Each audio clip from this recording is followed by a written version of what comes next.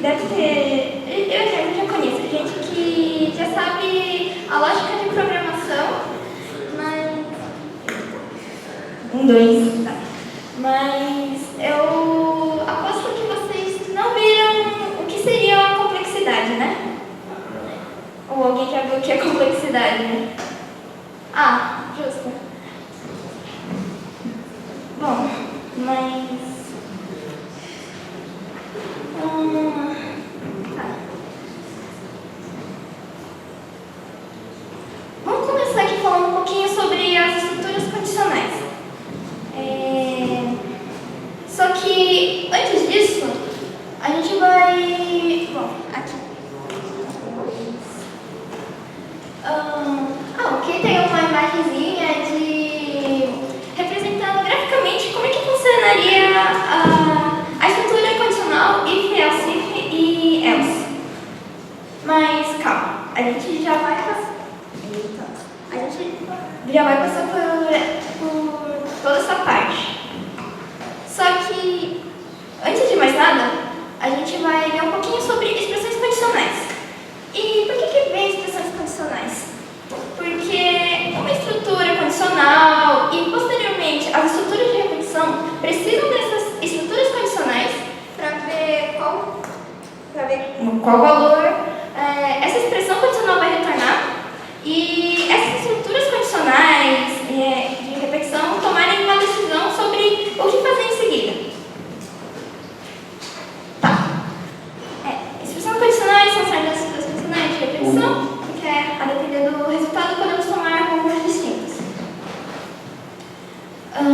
Por exemplo, nesse código aqui, a gente... é um código bobinho, mas, por exemplo, a gente começa com uma variável do tipo inteiro, a gente recebe esse valor e qual que seria justamente a expressão condicional? Esse x é par, x módulo 2 tem, x dividido por 2 tem resto zero. E, por exemplo, se x fosse um número ímpar, a estrutura condicional, que nesse caso é o if, ele não ia tomar nenhuma decisão, ele ia falar assim, a condicional é falsa, não vamos executar esse bloco de comandos. Mas caso x seja par, então ele toma outra decisão, vamos executar esse bloco de comandos. Tá. As expressões condicionais devem retornar o valor booleano, nesse caso verdadeiro ou falso, para ver o que a expressão condicional vai fazer. E essas expressões condicionais podem ser obtidas via operações relacionais e lógicas. E o que seriam essas tais operações relacionais e lógicas? Vamos começar com as operações relacionais. A gente pode ver como uma relação entre uma variável e outra. Nesse caso, é possível que essas variáveis, você pode ver a relação entre um inteiro com um char. Pode ser estranho, mas depois eu explico melhor. Um inteiro com float ou um char com float. Ok. Nessa parte, por que eu falei que pode parecer estranho comparar um char com um int, mas se a gente executa, esse daqui executa. Se você rodar ele um programinha fazendo isso daqui, ele vai rodar. Por quê? Ele vai pegar o código ASCII desse caractere e vai comparar com o inteiro. Se eu não me engano, a letra A minúscula é 96. Deixa eu ver. Calma aí. Tá. Eu fui colocando um pouquinho mais pra frente, mas aqui é só por curiosidade, aqui tem uma tabela com todos o ASCII e o seu caractere correspondente. E, por exemplo, a letra C minúscula é 99. 99. Não, peraí. Não, é 99. Então, por exemplo, isso daqui ia retornar Mas... tá, ele não vai executar o if porque o ASCII de C... Não, pera, o A... Ai, eu perdi, tá. O ASCII de A é 97. Então, como o ASCII de A é 97, então ele vai executar o código. Caso não fosse, ele não ia executar esse cout. Podemos ter aqui algumas operações relacionais. No caso, a gente tem o maior, o menor, maior igual, menor igual, igual e diferente. Tá. Em questão de igualdade. Bom, a gente tem aqui uma soma, mais um. E esse booleano, ele vai receber o valor lógico dessa operação relacional. Então, ele vai olhar aqui, 1 mais 1, a variável soma tem o valor 2, e ele vai comparar. 2 é igual a 2? Nesse caso, na verdade, a resposta é sim. Então, quando a gente executar esse out, ele vai retornar o valor 1. E caso fosse falso, ele ia retornar o valor 0. Tá. Uma coisa também muito importante é tomar cuidado com operação de igualdade e a operação de atribuição. Porque se a gente colocar a condicional usando o operador de atribuição no if, o código vai dar pau, ele não vai funcionar. Então, é importante tomar esse cuidado, que apesar de a gente olhar assim na matemática, a atribuição é igual, deve ser isso. Não. Não vai dar certo, tem que usar com 2 iguais.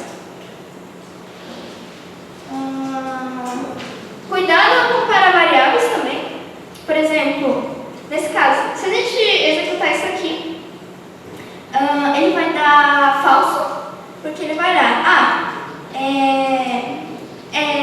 ele vai olhar para o valor 2 e, por acaso, vocês lembram que eu falei do ASCII, né? Então, ele vai pegar o valor do ASCII, do valor do caractere 2 no ASCII e vai comparar. Ele não vai pegar, não, mas não 2, é 2 com 2. Não.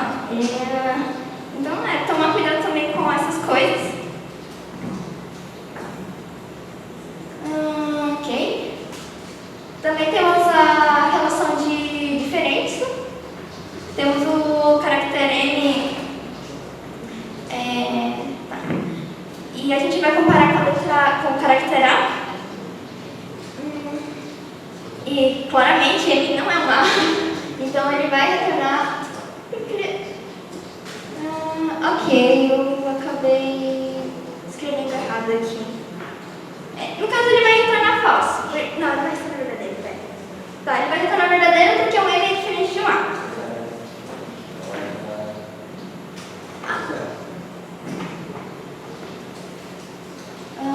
Ok. Também tem a operação maior que.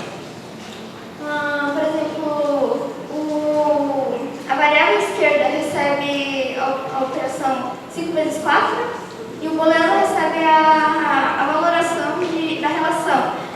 20 é maior que 20? A gente sabe que 20 não é maior que 20. 20 é igual a 20, maior ou igual.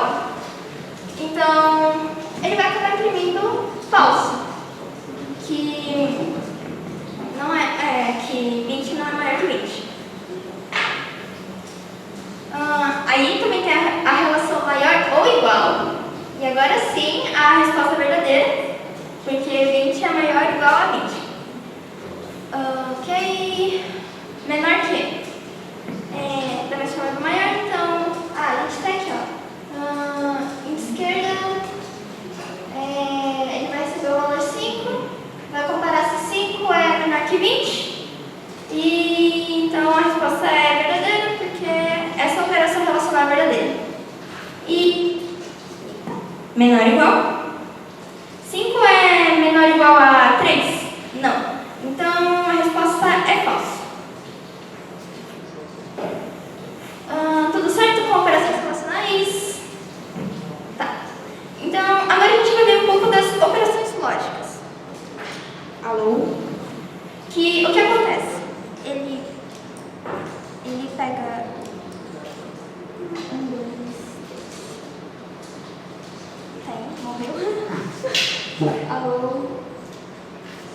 Vocês conseguem me ouvir? Ok, então... Ok. Ok, então a gente agora vai para operações lógicas, que no caso do relacional, a gente pegava um int com char, um int com float, e esses tipos todos. Agora, as operações lógicas, elas operam sobre dois valores booleanos. Eles recebem um booleano e devolvem um outro booleano.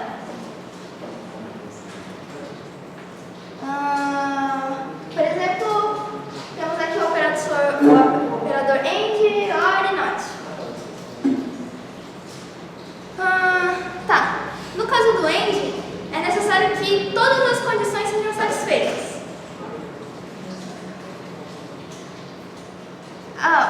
Vocês já chegaram nessa parte em álgebra booleana ou FUMAC do AND? Bom, de todas as formas, vocês vão ver isso em álgebra booleana, em FUMAC, pelo resto da graduação toda, mas essa tabelinha aqui mostra que, se o seu booleano tiver ou valor true ou valor false, e o que ele retorna a depender do outro operador. Nesse caso, como vocês podem ver, só se os dois operadores forem verdadeiros, o AND retorna verdadeiro. Então, se a gente tiver uma condição em que só um dos lados for verdade, então o operador lógico AND retorna falso. Ok. Um exemplo aqui é, suponha que você queira um caractere que esteja no intervalo de A a Z. Que são as letras minúsculas. Ok. Por exemplo, aqui na tabela ASCII, a gente também pode ver que... por que eu disse minúsculas? Porque também tem o código ASCII para as letras maiúsculas. Então, nesse caso, as minúsculas são diferentes das maiúsculas. E, a depender dos casos, pode dar problema. Por exemplo, nesse código aqui, a gente declara um char caractere, recebe esse caractere. E qual que é a condição? O caractere está entre 97, que é o Azinho, e o caractere é menor ou igual a 122, que é um Zzinho. Caso ele tenha esse valor, ou seja, está nesse intervalo aqui, então ele vai executar o if aqui dentro e vai falar achei. Aí tem o operador lógico OR, que aí nesse caso sim, se pelo menos uma das condições for verdadeira, então a operação lógica vai retornar verdadeira. Bom, pode ser um pouco confuso, mas por exemplo, vou pegar aqui. Se a gente pegasse um caractere 127, por exemplo, essa condição aqui ia ser satisfeita, mas essa não. Mas, assim, se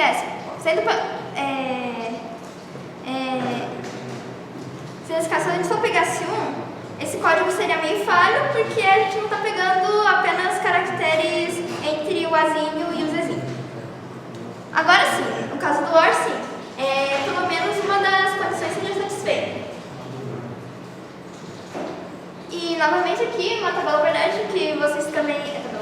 uma tabela de relações que vocês também vão ver em FUMAC, em álgebra booleana, que se pelo menos um dos lados for verdade, então a relação retorna verdade. Suponha que você queira verificar se o número é par ou é positivo. Assim, se x for 3 positivo, se x for 3 positivo, se x for 3, for menos 2 ou for 4, a condição é satisfeita. Ok. Se x for 3, então ele obedece essa relação aqui, essa relação é verdade, e o operador todo aqui retorna a verdade. Então, ele fala, pode executar o cout.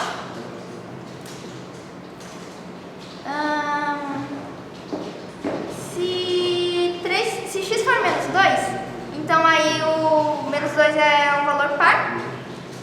executa essa parte aqui, essa relação aqui, e essa condicional toda aqui, essa expressão condicional retorna a verdade, então você executa se out, o valor é positivo ou par.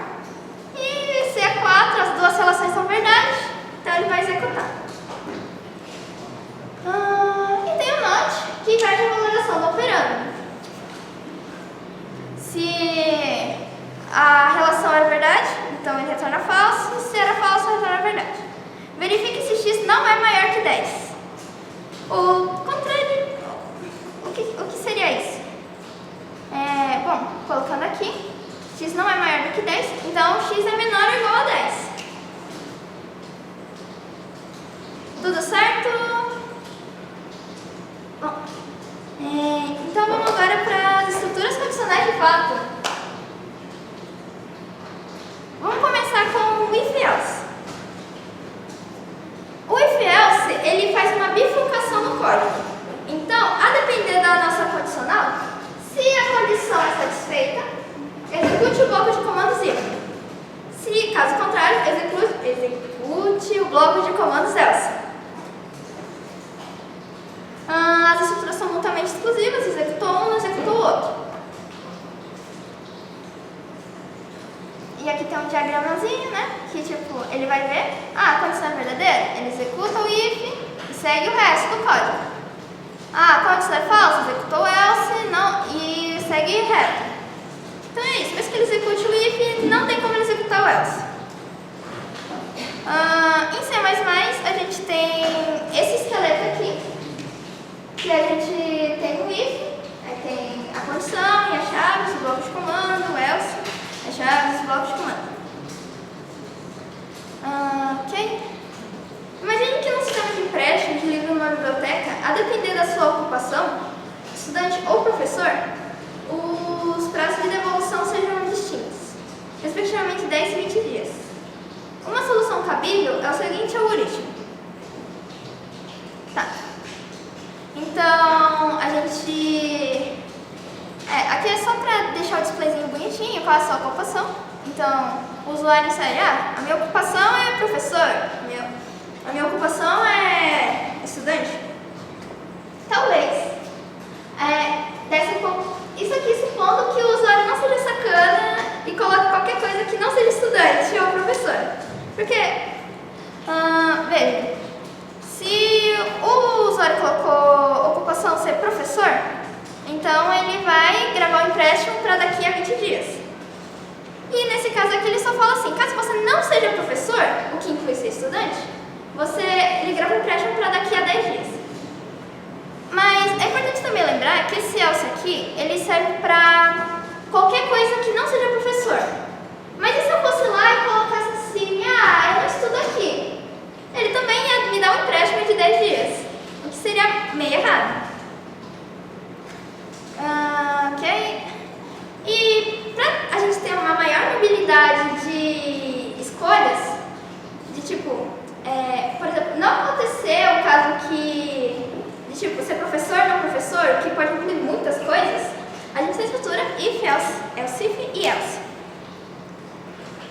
Nesse caso, a gente particiona em 3 ou mais partes disjuntas. Então, o primeiro if possui característica 1, aí vem o else if, possui característica 2, até o último else if, para ver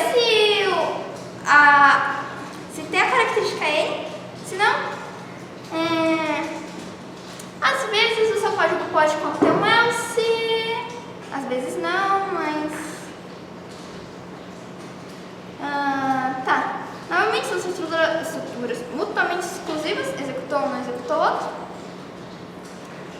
O esqueleto está aqui. Então o primeiro é o if. Verdade. Eu sempre começo com um if. Se a gente só colocasse, não existe um if antes, coloca o else if primeiro ou else, vai dar errado. Mas, tá. Então tá. Se o if, se a condição 1 for satisfeita, então ele já executa o bloco de comandos 1.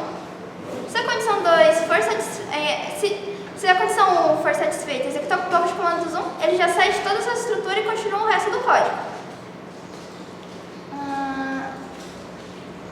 Aqui.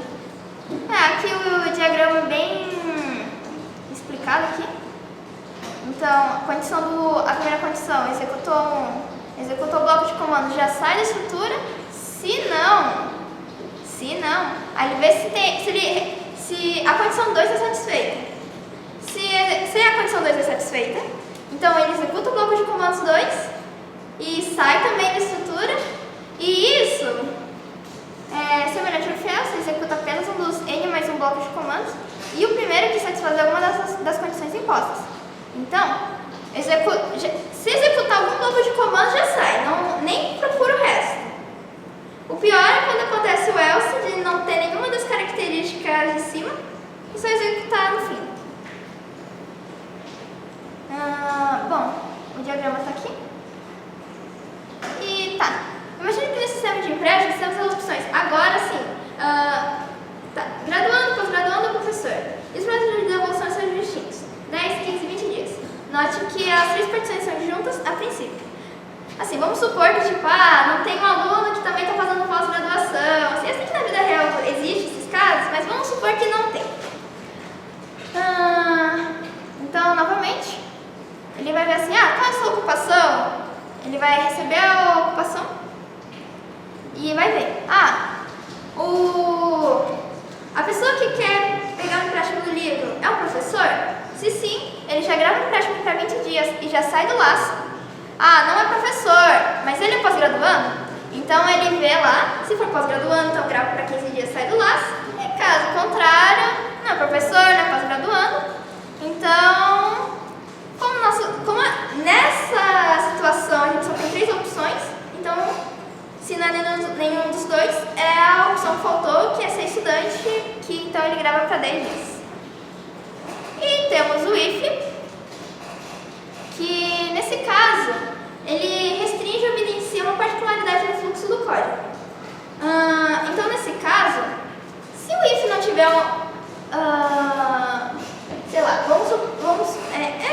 eu vou mostrar daqui a pouco o break, mas digamos que e as estruturas de repetição, mas se por exemplo a gente tivesse, eu não estou considerando aqui no caso de, a gente está no laço de repetição e o if dá um break.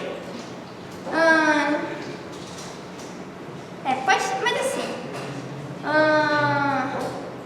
ou contínuo, mas assim, em geral, o que acontece? Todo o resto do código, se não tiver essa particularidade, é executado, todo o código exceto aquele if, e se tem aquela particularidade, a depender do caso, ele também pode executar o que não tem aquela particularidade, também executa. Calma. Então tá. Então o if ele olha a condição e executa o bloco de comandos. Uma estrutura que se concentre. A gente quer uma estrutura que se concentre em verificar a priori se um valor é positivo, para em seguida decidir se é par ou ímpar. Então a gente declara o x, recebe o x. E se o x for maior do que 0, ele executa é um valor positivo.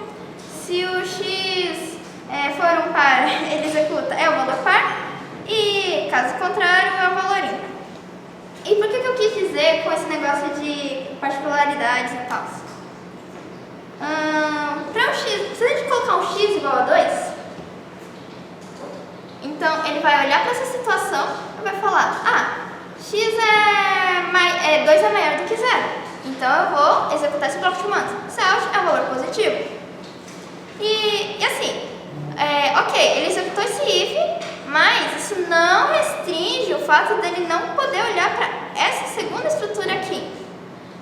Então, o x vai continuar olhando, chegou num outro if, vai ver, o 2 é par? O 2 é par. Então, é um valor par. E aí sim, ele vai sair de todos esses montes de ifs. Como ele já executou esse if, ele não vai executar, ele não vai ver o else. Para x igual a menos 3, ele vai olhar isso aqui não é um valor positivo, não é um valor par, então vai executar o else, é um valor ímpar. O primeiro if receptor não afeta o segundo bifurcador. E apesar de existirem vários ifs no código, o else apenas obedece ao último deles. Então, nesse caso, o else é o else para esse if. Esse daqui, para ele, tanto faz. Poderia esse primeiro if existir ou não, que para o else estava tudo bem. Tudo certo com os estruturas condicionais? O pessoal que está fazendo Max 110, onde é que a Renata está? Tá onde? Na última aula começou a mostrar, acho que ela função do Word pra gente. Sim. Ok. Bom, então acho que agora vocês já estão sacando um pouquinho mais sobre condicionais e assim. Bom, de verdade, eu espero que tenha dado para entender legal as condicionais, para não começar a misturar as coisas com estrutura de repetição. E tá. Então agora a gente vai começar as estruturas de repetição, ou também chamado como loops. As estruturas de repetição, elas utilizam condicionais e automatizam o processo. Tá. Então, a depender da sua condicional, agora o negócio não é assim. Agora a condicional funciona para no caso de ele vai olhar a condicional. A condicional é verdade? Vou continuar executando o bloco de comando que está dentro do loop. A condição é falsa, então eu já não mais executo e saio. E ele automatiza o processo porque ele vai repetir aquele bloco de comandos tantas vezes forem requisitados, até que a condição seja falsa. Ou você dá um break. Tá. E uma das estruturas condicionais é o while. O while é uma estrutura que repete o bloco de comandos enquanto uma condição for verdadeira. Tá. O esqueleto do while é esse. O while é você coloca a condição e dentro dele o bloco de comandos. E essa estrutura funciona do seguinte modo. Primeiro, antes de entrar no while, a gente já vê a condição é verdade? Se a condição já nem for verdade, a gente nem entra no while, porque o while funciona enquanto a condição for verdade. Tá, ok, a condição é verdade, então a gente executa pela primeira vez o bloco de comandos. Chegou ao fim do bloco de comandos? Eu acho que eu tenho um exemplo. Tá, então, por exemplo, escreva aí os n primeiros números positivos. Então a gente começa com, a gente recebe um n, começa com i com 1. Por exemplo, enquanto i for menor ou igual a n. Aqui tá errado. Não, pera, tá certo. Tá. Então, se a gente colocar um n igual a 10, por exemplo. Acho que ele pede igual a 10. Não. Nesse caso aqui é menor ou igual a n, mas. Tá. Se a gente colocar um n igual a 10, ele vai olhar para a condição e vai ver: 1 é menor ou igual a 10? Sim. Então, ele vai começar a executar esse laço de repetição. Então, ele vai imprimir o i e vai incrementar o i. Chegando aqui ao fim, ele vai perguntar de novo. Agora, o i virou 2. O 2 é menor ou igual a 10? Eu não sei se... Tá. Ok. A gente começa com igual a 1 e a gente quer o n igual a 10. Por exemplo, usuário colocou a 10. Então tá, da primeira vez ele vai imprimir ele vai perguntar: 1 é menor ou igual a 10?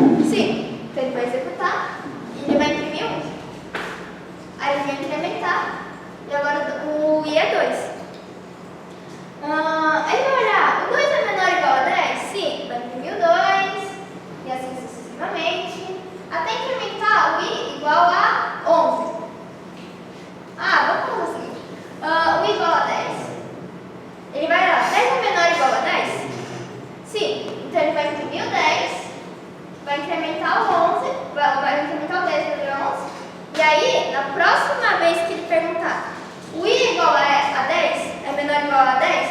Não, o 11 não é menor ou igual a 10. Então já para ali e não imprime o 11. Então, ele vai só executar enquanto a condição for verdadeira.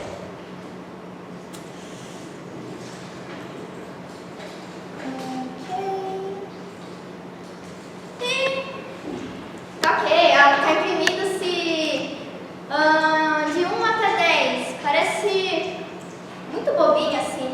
Eu posso fazer isso hardcoded, posso escrever lá no meu código. Cout igual a 1, Cout igual a 2, Cout igual a 3. Assim, você até poderia colocar Cout de 1 até 10. Primeiro, se você soubesse qual que seria esse N antes dos...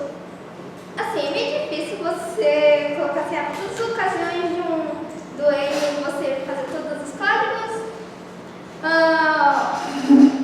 E também, além de você não saber qual é esse valor N, você também pode... esse N pode ser muito grande, então... Não, vamos usar o A, vamos usar o for, que é para isso que ele serve. Tá? E aqui está uma aplicação bem legal do while. É ver se um N é um primo. E qual que é a condição para um N ser um primo? É se os seus únicos divisores forem 1 e ele mesmo. Certo?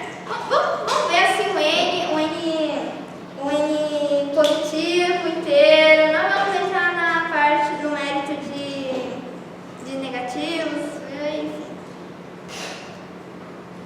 Tá.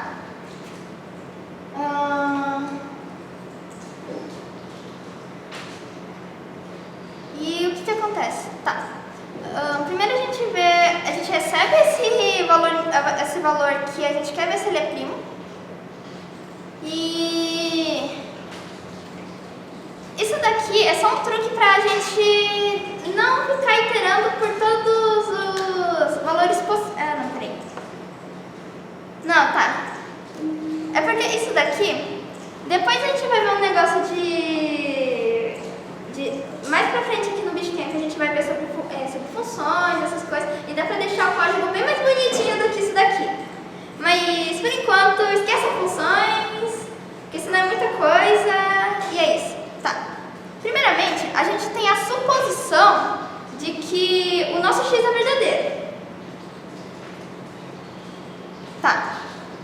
Então, a gente vai começar a iterar por todos os divisores, por todos os valores menores que x, para ver se existe algum valor que seja divisor do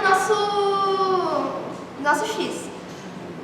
Então, e como que a gente expressa isso? A gente quer percorrer por todos os valores inteiros positivos que sejam menores do que o nosso x. A gente coloca a estrutura while, enquanto o i for menor do que x. E aqui nesse caso, o que acontece? Vocês lembram que eu falei que o número é primo se os divisores são 1 e ele mesmo? Nesse caso, a gente já começa com 2, porque aí a gente já sabe que os números de 1 para cada número inteiro positivo é divisível por 1. Então, claramente, para primo, não primo, ele vai dar que ele divide e x divide ele mesmo. Então, nesse caso, a gente já tira essas condições de 1 e ele mesmo. Tá. No momento que a gente encontrar um divisor desse x, no momento que isso daqui for verdade, então b vira falso. E isso daqui é só pra gente parar de percorrer todo o while. A gente poderia percorrer todo o while, mas em complexidade a gente vai ver que por que a gente quer percorrer uma coisa se a gente não precisa mais fazer isso, né? Tá. E enquanto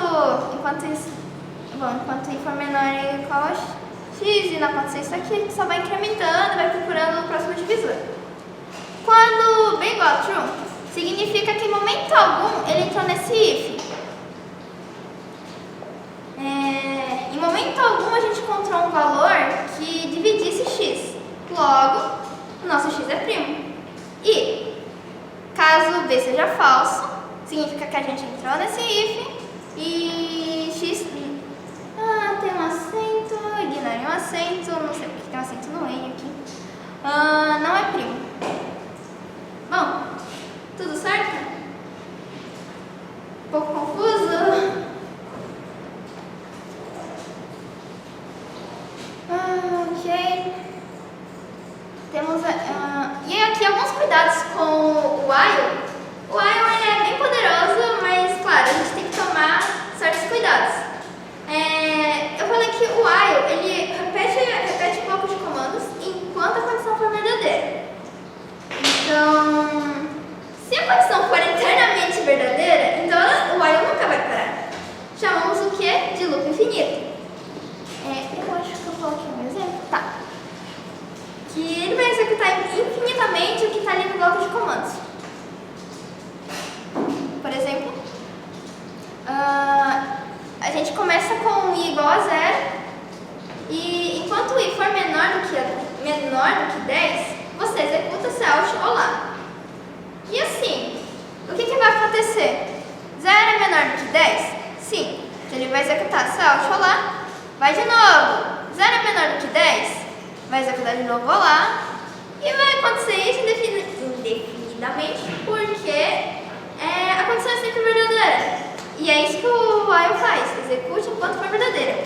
Então, uma coisa muito importante é que se a gente usar a condição como verificar se o nosso contador é menor do que um n, ou às vezes a gente quer ficar decrementando, se enquanto for maior ou igual a 0, por exemplo. Então, a gente tem que tomar esse cuidado, porque se a gente não atualizar o nosso contador, a condição vai ser sempre a mesma, vai continuar sempre verdadeira e vai entrar no loop infinito, e isso dá pau. Como ele nunca atualiza, sempre é igual a 0, que por sua vez é menor que 10. Então, cuidado. Tudo certo com o while? Então agora a gente vai entrar no for.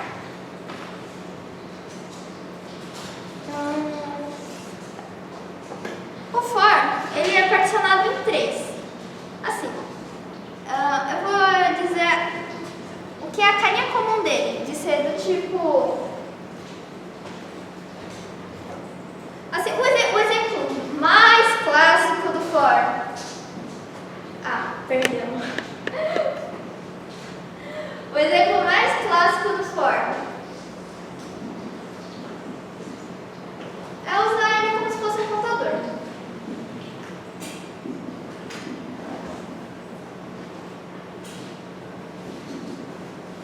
Então, é desse estilo. Aqui a gente declara variável. A gente vê aqui... essa condição é satisfeita. E esse aqui é o passo da iteração. Então, no momento que a gente terminar de executar todo o bloco de comandos, como é que a gente vai atualizar o nosso contador? Normalmente a gente coloca o i++, que é para ir incrementando um por um. Por vezes, a gente quer que a condição seja maior ou igual a 0, então a gente vai decrementando. É basicamente o contrário. Começa com n e vai decrementando.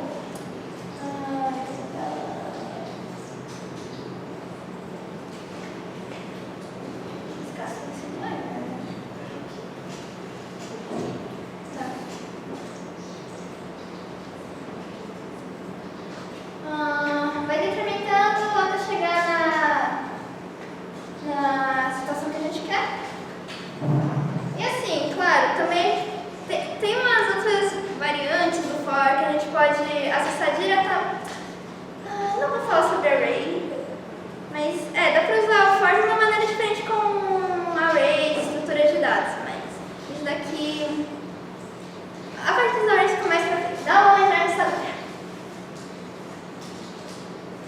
Então, tá. Declara inicializa a variável, aí tem a condição satisfeita.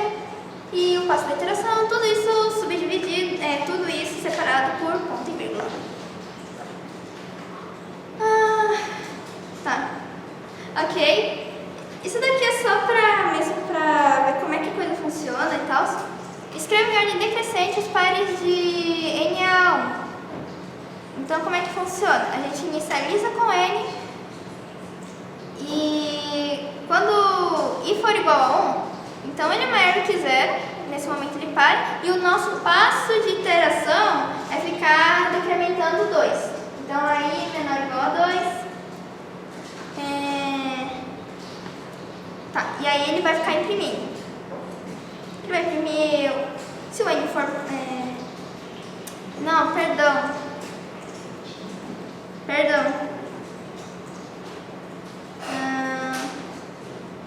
Aqui eu teria que ter colocado um if pra ver primeiramente se o I era par.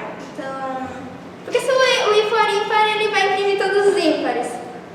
Isso daqui eu acabei me enganando aqui. Mas tá, depois eu dou uma corrigida e disponibilizo os slides. Mas, bom, é só pensar para vocês verem como é que podem ser usados o for, que a gente inicializa, vê até que ponto a gente deve continuar e qual é o passo da iteração. E normalmente a gente usa o for para contar o número de casos testes. Então, é muito comum que ele fale assim, considere que ele tem T casos testes.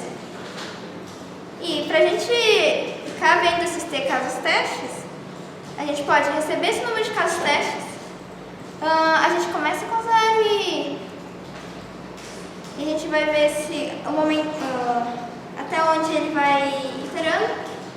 Eu coloquei um I, mas era caso. Caso mais. E a gente resolve.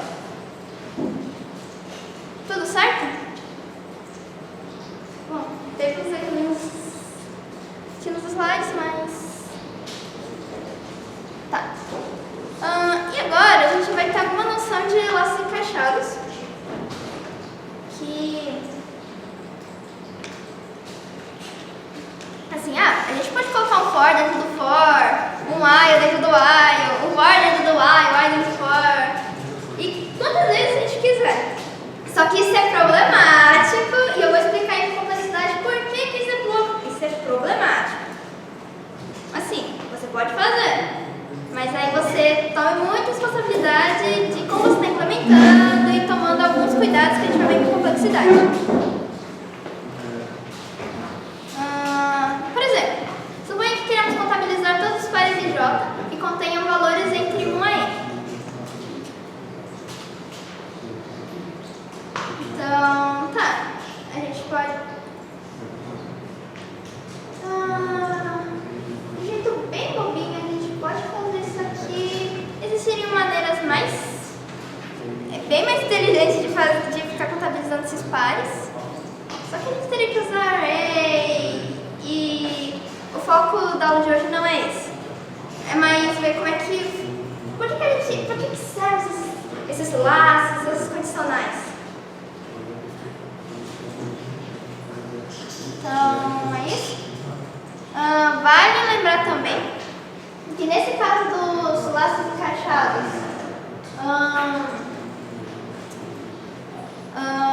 então o que acontece? Ele vai começar aqui iterando 1, e aí ele vai entrar aqui dentro. E aí o I fica à espera até que o J percorra de 1 até N. Então, por exemplo, para N igual a 3, então o I ficaria à espera até que o J fosse de 1 até N. O I fica igual a 1, então a gente coloca 1, 2, 3. Aí depois que o J terminar de fazer a última iteração, então a gente vai para o I igual a 2.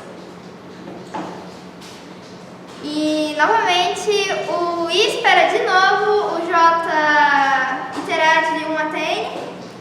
E a mesma coisa aqui para o 3. Aí no momento que o I chegar no fim chegar em N e o J lá dentro chegar até o N, o I vai olhar de novo. Agora I igual a 4, então acabou. Aí ele cessou o laço, tudo lindo, tudo maravilhoso. Então, outro cuidado também é porque a gente, como I acabou alterando mais lentamente do que o J. Então, o laço mais interno, o passo de interação é mais lento do que o passo de interação do laço interno.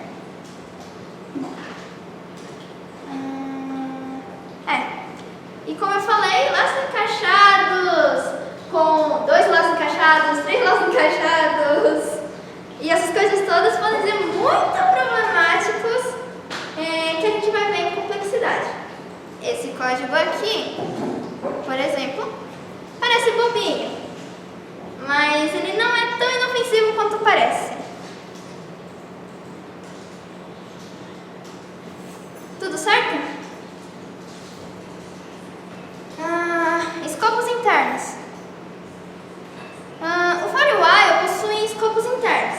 Então, se a gente declarar uma variável lá dentro do for, lá dentro do while, se a gente quiser usar essa variável do lado de fora, não dá. Porque aí ele vai falar, mano, mas você não declarou essa variável. Não, mas é dentro do for, dentro do while. Não. Ali dentro é um outro mundo. Saiu do for, saiu do while, já é outra coisa. É como se nunca tivesse existido aquelas variáveis declaradas lá dentro. Por outro lado, se a gente utilizar uma variável do escopo mais externo ao for e ao while, a gente consegue usar essa variável. Por exemplo, aqui a gente recebe um N. Aqui é só para ele ficar iterando mesmo.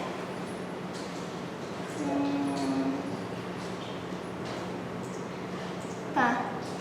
Aqui a condição. Uma condição diferente é que, tipo assim, enquanto a gente não encontrar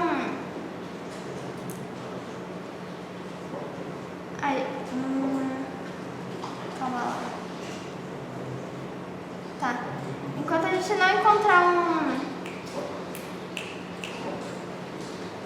um I tal que I divide N.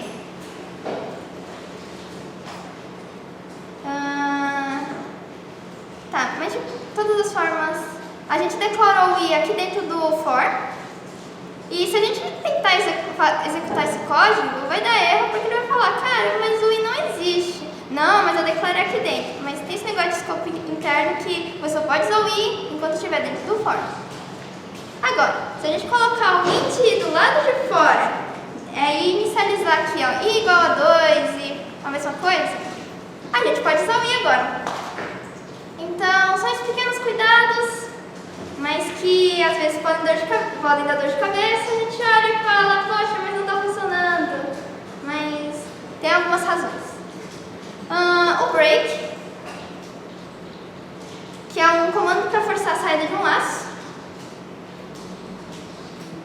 Então, suponha que estejamos construindo um interpretador de comandos e no momento em que o usuário digitar sair, o programa encerra sua execução. A gente tem string, então a gente tem um while true, que em teoria ele deveria funcionar ininterrupta para sempre, só que tem o break para estragar toda a diversão. Então tá, a gente recebe um comando e aqui nesse caso a gente poderia usar o igual, mas enfim, a gente compara o comando é igual a sair, se o comando for igual a sair, então a gente dá um break e caso contrário a gente executa o comando e aí ele encerra. Não sei, bom, tudo certo com break? E eu não coloquei aqui, mas se a gente usar a ideia dos laços encaixados, o break só quebra o laço de dentro, o de fora ainda vai continuar rodando. Ok, continue. No caso, enquanto o break saía de todo o laço de interação, o continue encerra uma interação da estrutura de repetição. Então,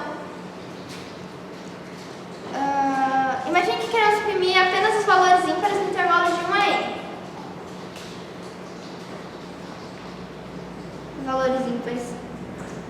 E eu coloquei os pares. Tá. Enfim, considerem que aqui é que... Tá. Não, peraí. Não, tá certo. Tá certo. Eu tô aqui olhando errado. Tá. Então a gente recebe um N do usuário e a gente vai iterar de 1 até... Não, até N. Tinha que ser igual a N, mas... Tá. Se o I for um par, como a gente só quer imprimir os ímpares, então ele continua. Ou seja, ele para aqui, incrementa mais um e aí verifica de novo a condição. Se o I for ímpar, então essa condição aqui é falsa, e aí ele vai pra cá, imprime o I e executa como se fosse for normalmente. Então a gente usa o continue pra gente falar assim, não prossiga o bloco de comando, vai pra próxima iteração. Tudo certo? Qualquer dúvida, podem falar pra não... Tá. E a gente dá um parênteses ao Python, que vocês estão tendo Python com a Renata, né? Quem está fazendo no 110. Aqui é só por efeito de curiosidade mesmo, porque talvez uma das coisas que o Python e o C++ ficam brigando entre si é a sintaxe, né? Então talvez agora a gente olhe pro if, pro else de uma forma, a gente chegando no Python tem nada a ver a coisa. Tem a ver, mas a gente olha e fala, ok, estou perdido. Mas essencialmente uma coisa diferente seria o if, o else if e o else, porque enquanto no C++ você usa o else if, no Python você tem que usar o elif. E outra coisa também é o end. No Python você não pode colocar os dois E comerciais, tem que ser end, senão vai dar erro. E aqui uma piadinha. E também tem uma coisa do for que é um pouco chato, porque, bom, no caso, a condição do for do Python é enquanto esse I for menor... Mas aqui pode ter... Enfim, ele é um pouco mais restrito. Mas, depois, as particularidades desse for do Python, vocês veem em Max 110. Isso aqui seria mais para ter um parênteses de as diferenças e tal. E a diferença mais gritante é porque, por exemplo, nesse caso o for ele não para no 11, enquanto o I for menor do que 11. Então se a gente colocasse o 10, ele ia parar no 9. E é isso, o for esse range aqui é bem mais estranho. Então é menos flexibilidade e também o Python é cheio de super sintático. É isso. De resto, tirando a indentação, uma coisa chatinha do Python é a indentação, os dois pontos, a falta do ponto e vírgula, das chaves, afins. Praticamente, o if é praticamente igual, porque ele pode aceitar tanto quanto, assim, no C++ é obrigatório que você coloque os parênteses. Mas no Python tanto faz você colocar, não colocar, enfim. Depois vocês veem Python em Max 110. E agora a gente vem para parte filezinha da aula, que é a introdução à complexidade algorítmica, que, assim, a gente começa a ver bem mais a fundo em análise de algoritmo, embora possivelmente em estrutura de dados a gente tenha algumas noções iniciais, mas a parte mais aprofundada mesmo é análise de algoritmos. Mas, para que esperar até lá, a gente pode ter uma introdução sobre isso que é bem útil para codar os programas da maratona. E por que é útil? Tá.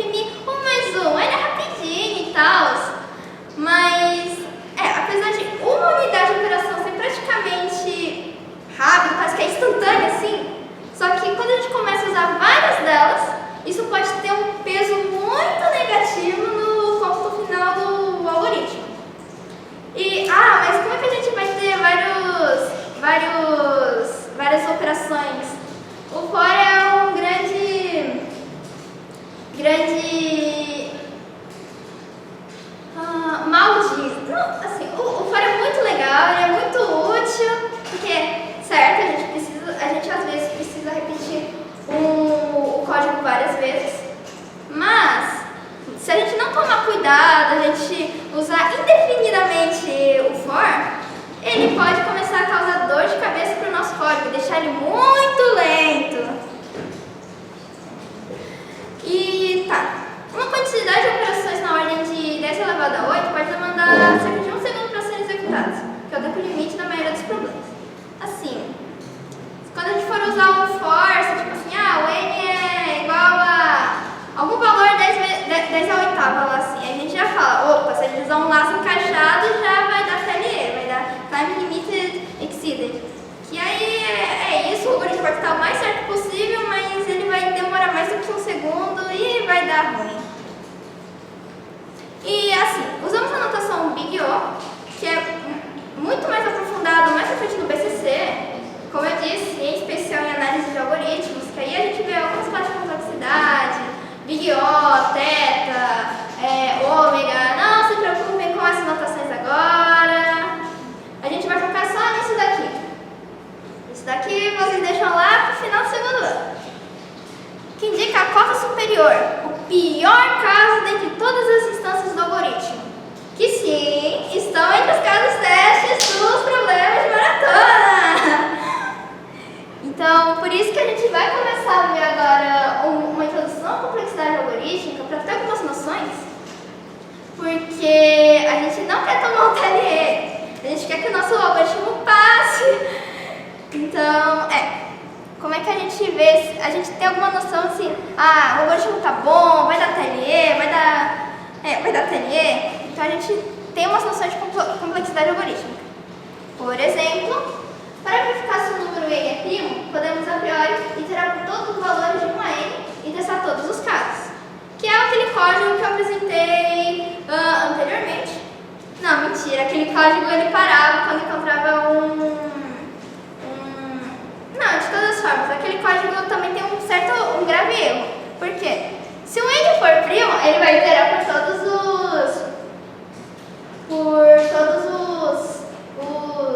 os valores entre 2 a n-1.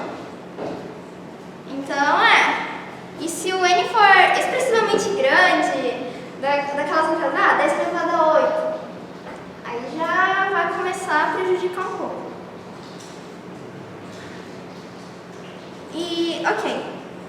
Então, nesse caso aqui, eu já apresentei aqui como é que funciona o algoritmo, mas qual que é a pior instância qual o pior caso desse problema? Que sim, ele pode ser um dos casos teste, e aquele momento que te dá TLE é quando o n ele é primo e ele é muito grande. Para um n muito grande e primo teria que realizar praticamente as n operações. Por exemplo, esse número aqui é primo e às vezes vocês vão ver ele quando ele pedir assim, utilize a resposta módulo tanto. É porque matematicamente tem algumas implicações do fato dele ser primo, mas ele não vai reconhecer. Levaremos praticamente 1 segundo para verificar que n é primo. Eita, nós. Tá. Então, como no pior caso ele pode iterar pelos n casos, dizemos que ele é um algoritmo linear. Assim, linear ainda tá bom. Linear, também existe um conceito de n log n, que vocês veem principalmente em algoritmos de ordenação, que serão também vistos mais pra frente, que é n log n. Esses aqui são perfeitos. A partir do quadrático já é um problema. E o dia que a gente arranja um algoritmo quadrático? Daqui a pouco eu vou mostrar. Tá. E, ok, aquilo ali é linear, mas a gente pode deixar mais rápido. Matematicamente pensando, podemos reduzir esse número de comparações. Note que, para qualquer valor A menor do que raiz de n, se ele for divisor de n, então algum outro número b maior do que n, raiz de n. Tal que a vezes b é igual a n. Logo, podemos decidir nossas comparações a todos os valores do intervalo 1 a raiz de n, evitando as redundâncias. Ou seja,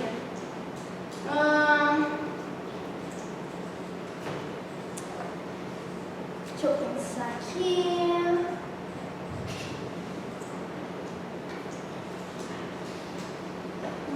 Ok.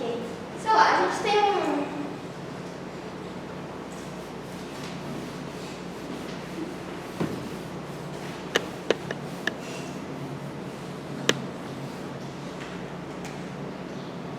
A gente tem um N igual...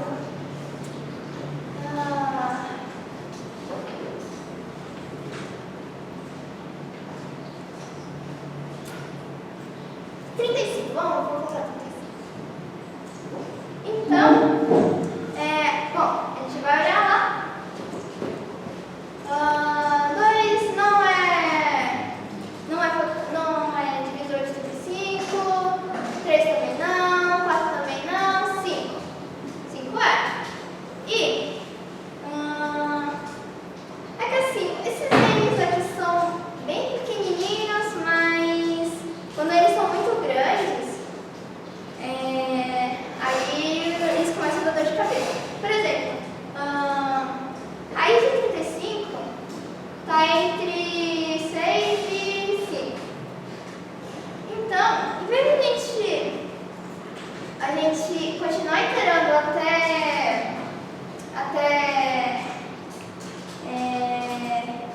35,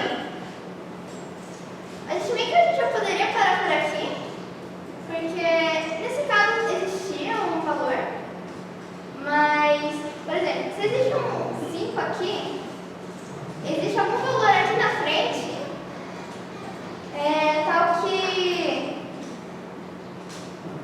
tal que ele vezes ele dá 35. Então, meio que seria redundante. Se isso é divisor, então não existe algum outro que vezes esse outro dá 35. E, ok. E se não tivesse 5, 37, por exemplo, 37, 37, raiz de 37 está entre 7 e 6. Tá. Nesse caso, a gente poderia parar em 6, porque a gente sabe que não existe. Por exemplo, 7 vezes qualquer número que tem ali na frente já vai ser maior que 37. Então, não tem... Então, não vai ter algum número, algum divisor para 37. E tendo essa ideia matemática na cabeça, a gente pode começar a restringir o nosso intervalo de busca do nosso algoritmo, que é justamente o que eu mostrei, até a raiz de n. Isso daqui é para ele dar para transformar no int, então ele trunca o valor. Porque, claro, por exemplo, 37 não tem raiz exata, mas aí ele vai retornar um 6.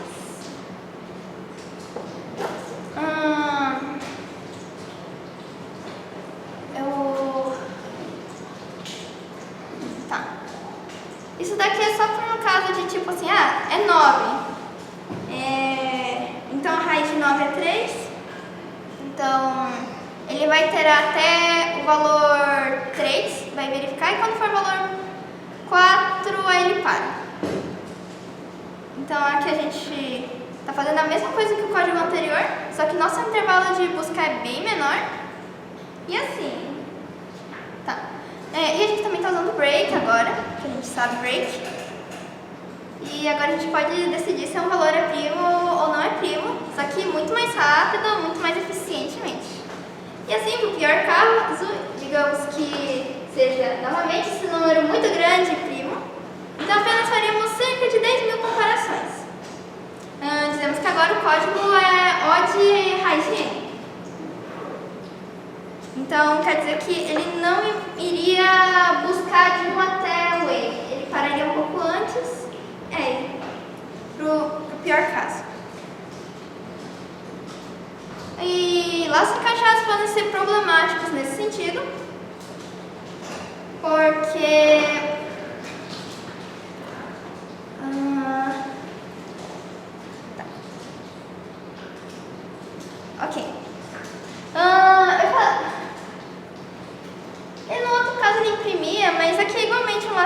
fechado. Assim, parece um código inofensivo e tal, fofinho.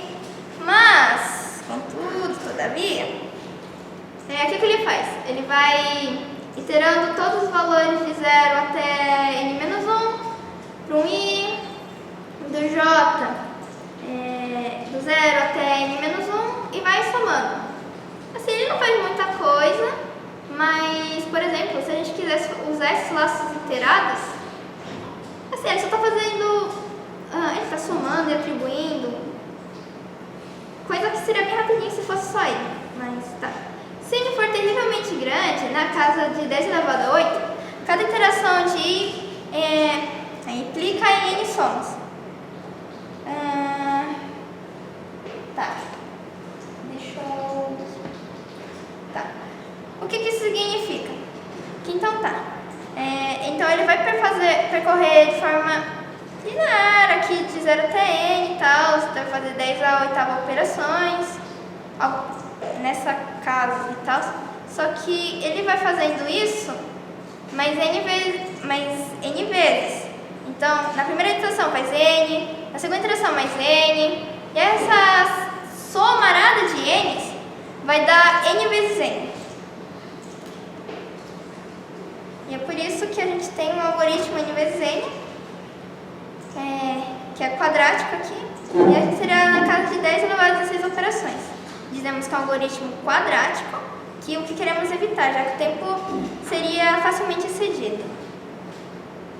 Tá tudo bem? Talvez tenha ficado um pouco confusa a explicação. Por favor, falem, que senão a gente acaba resolvendo aqui. Mas é isso. O que eu vim aqui dizer... As operações de soma, multiplicação de conta, ou, por exemplo, quando você compara com o usuário, Sim. Também conta. Uma comparação. Perdão. Tipo assim, tem o while, ele vai sempre checar, por exemplo, se o while true é verdadeiro. Aí essa operação também conta com uma operação, entendeu? Sim. Se a gente ficar comparando ali assim, olha como começa a achar que isso, que o N, sim. Esse fato de ficar comparando também é uma operação. E se a gente for fazendo muitas vezes, todas elas juntas, elas podem tornar um código muito lento. E tipo assim, se dentro do while tem uma soma, aí o while é uma operação menor. Aí vai ser 2n. Sim, só que a gente costuma tirar nessa algoritmo porque a gente descarta essa constante, a gente não tem. É na casa de n. Aí vai subir a grandeza. Sim. Isso, a grandeza. Pode falar esse algoritmo assim, pra gente fazer uma coisa assim. Mas, isso é uma parte da grandeza da coisa.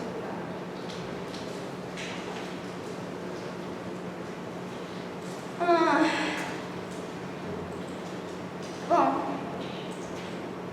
tudo certo?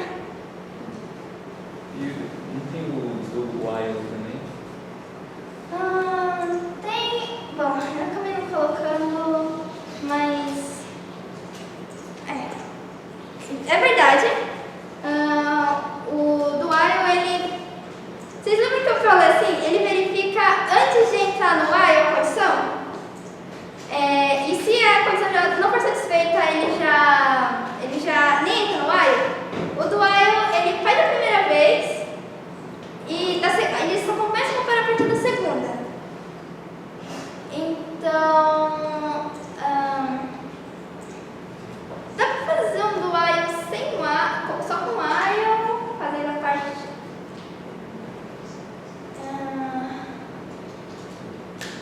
Não, mas é verdade, tem o do while que ele basicamente a única diferença é que a primeira iteração ele faz automaticamente, diferentemente de ter a condição não satisfeita. Certo?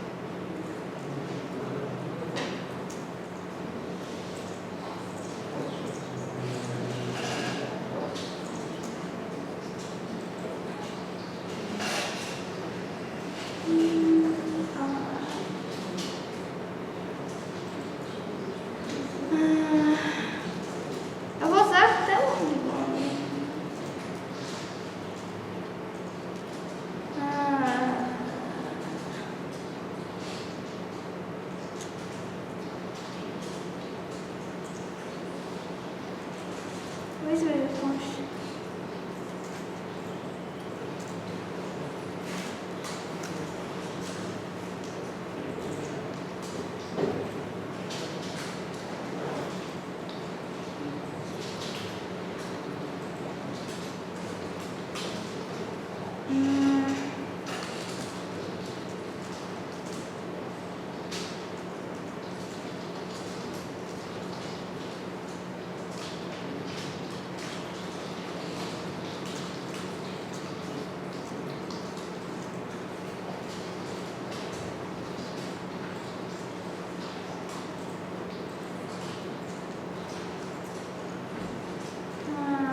Ele só vai.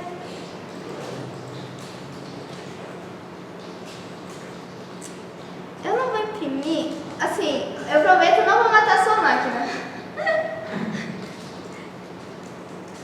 Eu não vou imprimir, que talvez ele acabe dando uns problemas técnicos. Mas, de qualquer forma, ele vai fazer essa operação 10 elevado a 16 vezes. Só não vou imprimir por conta que às vezes o terminal começa a falhar e tal, e esse não é o foco da coisa.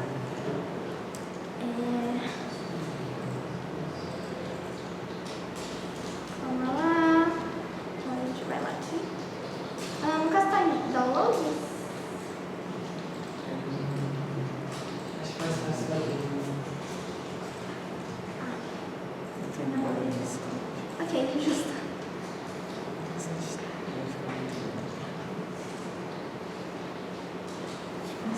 Ok. Obrigada. Ih, peraí. Às vezes eu... Tá. Isso daqui seria mesmo só para ilustrar, então ele não vai imprimir nada. Só que o que eu quero que vocês percebam é que se a gente fizesse algum processamento nessa linha de comando aqui dentro, e aí você deu... Vejam, eu vou executar. Eu testei na minha máquina, talvez tenham também os fatores de tipo, não, mas a minha máquina tem um processador i5, assim, por exemplo. Não, mas tipo assim, além das partes técnicas do hardware, também tem um negócio justamente do algoritmo, que a gente tenta minimizar o número de operações totais para que o que a gente quer que seja feito de forma rápida. Então, por exemplo, eu rodei aqui, já deve ter dado, sei lá, uns 10. Enfim, como vocês perceberam, se ele jogasse uma coisa dessas no... Eu vou até matar o bagulho. Peraí, calma aí. Se a gente fosse testar uma coisa assim, e jogasse lá pro Judge julgar o nosso teste, ia dar TLE já, porque já passou um segundo faz tempo. E então, assim, eu não testei quanto tempo isso daqui ia levar, mas o que eu quero que vocês vejam é que, a depender da forma que a gente implementa o nosso algoritmo, a complexidade dele pode afetar drasticamente o tempo de execução dele. O que seria complexo? Em termos mais fáceis, é tipo a quantidade de operações necessárias para o pior caso possível. E esse, por exemplo, seria o pior caso possível de um problema, por exemplo. Tudo certo com complexidade? Deixa eu ver. Deixa eu voltar aqui. Enfim. E a gente viu lá, testando para aquele número enormemente grande, mas que pode fazer parte de um dos casos teste, daria TLE. Bom, alguém tem mais alguma dúvida? Tudo certo? Muita coisa? Bom,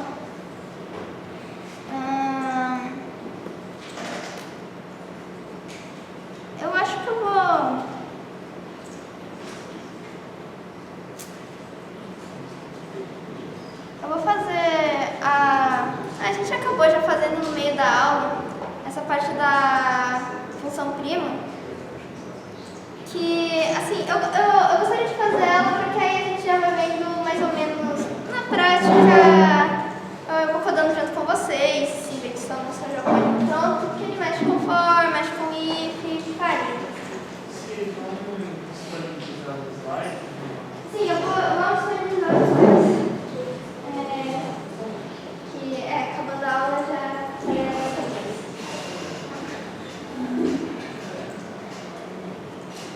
Tá. Basicamente modifique o código abaixo, adicionando a função é', que deve tornar true quando. Enfim, a gente não vai colocar função é' nenhum, porque a gente não viu função. Ignora a função, isso daqui também está tudo em Python.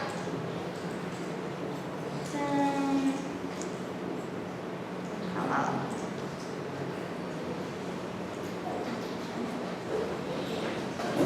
Ok.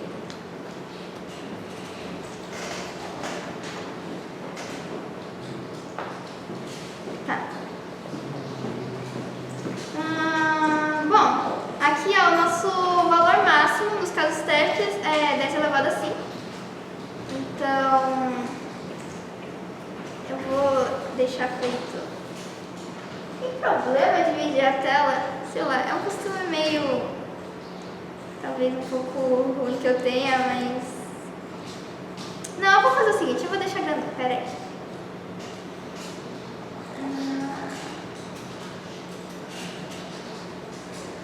Vamos aproveitar isso aqui.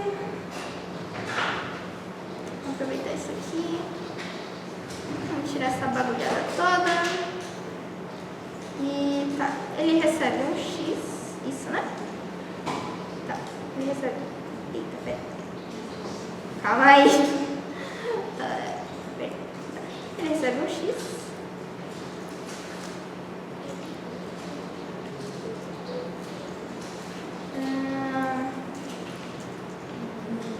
Aqui igual. Porque se a gente colocar 0 na hora de tirar o módulo, ele vai dar problema, porque, né, a gente vai fazer divisão por 0. Não, eu vou colocar a parte 2, até porque ele já é divisível por 1. While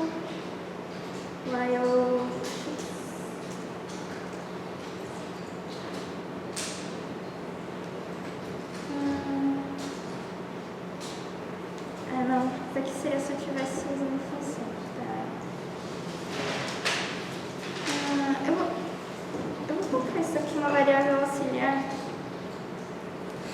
Fica bem parecido com o que eu escrevi, mas tá. Então essa variável auxiliar só é verdadeira por enquanto. Vai ser falso no momento que a gente encontrar um divisor. Se a gente não encontrar um divisor, ela vai ser verdadeira. Então, tá. Aí eu divido. X menor do que x, porque se for igual a x, ele é divisível. If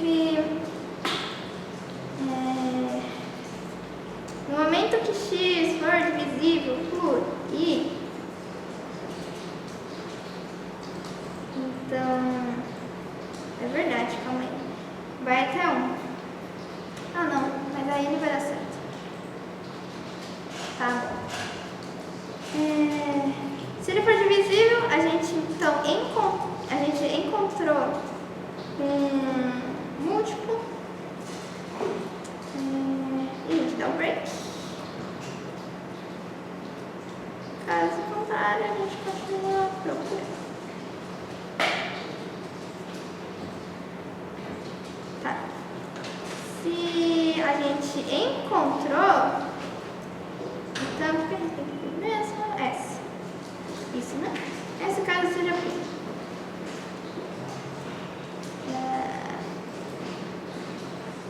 Esse caso seja P.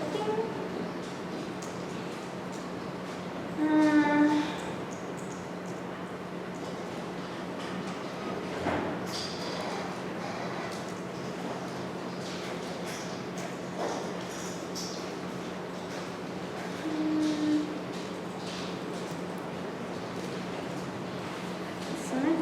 Tá.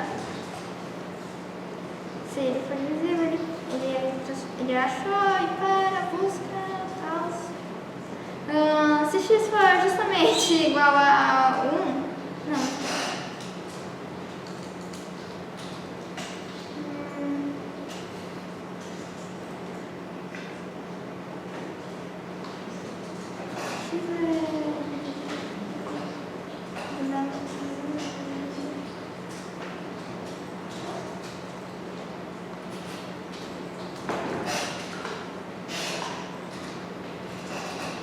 Supostamente 1 não é primo, mas...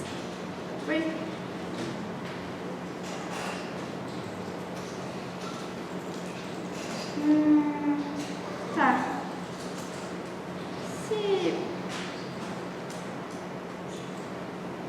Acho que ele vai reclamar quando não for primo, né? Então eu vou...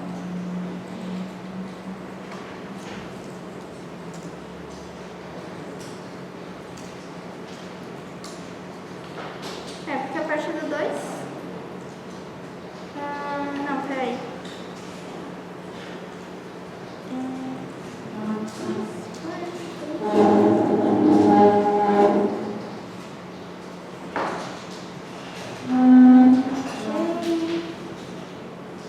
Isso, né?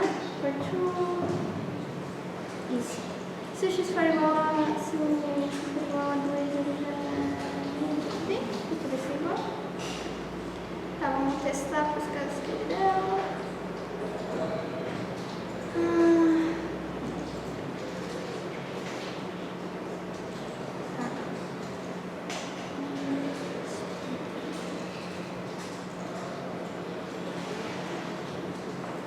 Ai, caiu.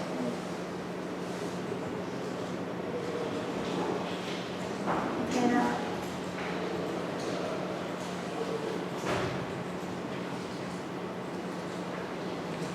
Tá.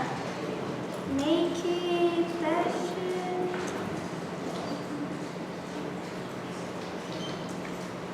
A gente quer o número 7. Deu certo. Número 10. Eita, nós. 88. Pro 1. Pro 2. Ok, podemos testar.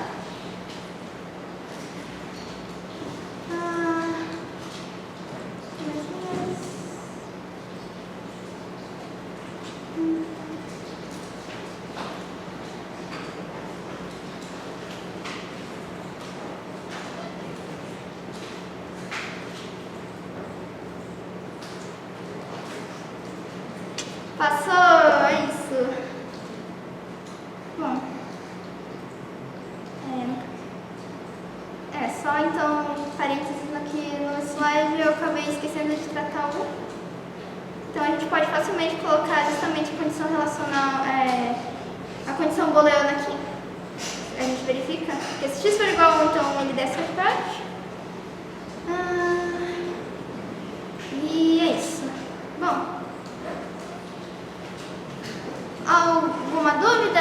E daqui a pouco eu disponibilizo o slide. Você tem dúvida?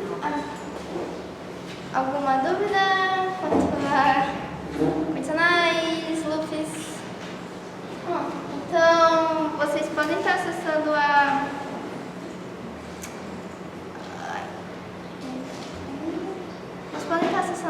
planilha.